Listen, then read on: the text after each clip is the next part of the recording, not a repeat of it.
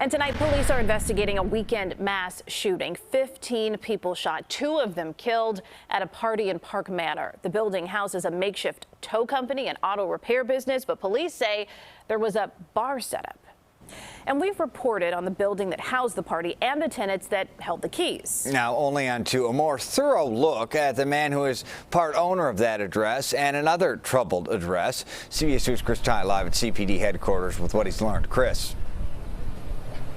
Brad, Erica, he says he's a proud property owner and investor in some of the city's toughest neighborhoods. He sits on boards and committees. He donates to politicians. And yes, he owns part of that property that turned into that deadly pop-up bar this weekend. And as we uncover today, he also has deep connections to another property that was forced to shut down for breaking the rules this fall.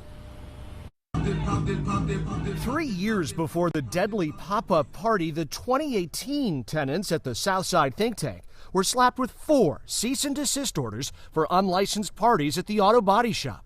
Then 4 more the next year for breaking them again. The operator arrested, the facility shut down. All the while, part owner of the building was Andy Skolnick.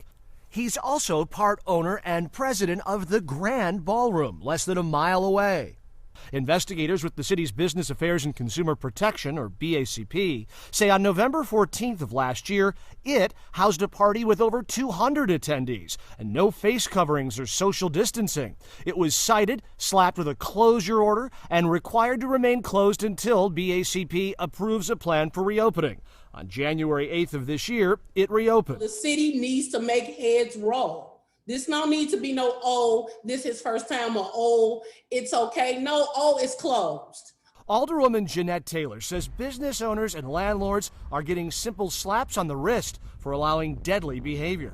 If you don't follow the rules, I don't care who you connected to, I don't care who you friends with, you don't deserve a slap on the wrist. You deserve to lose your business. I'm just learning about that history. Obviously, that was an unauthorized use for that facility, and given the history, I would expect there to be some significant activity taken.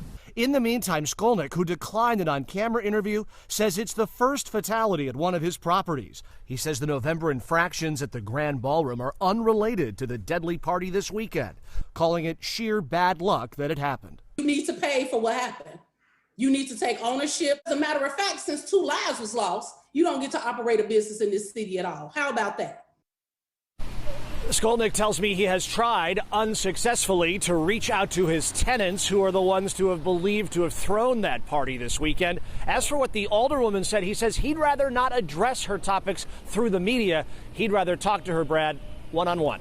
So the alderwoman says the business owner, landlords, and City Hall are to blame. What does she want changed first?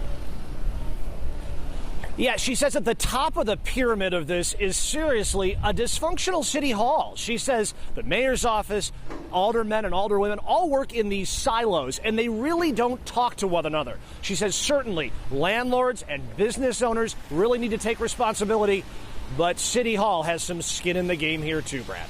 Yeah, okay. Chris Tye, thank you.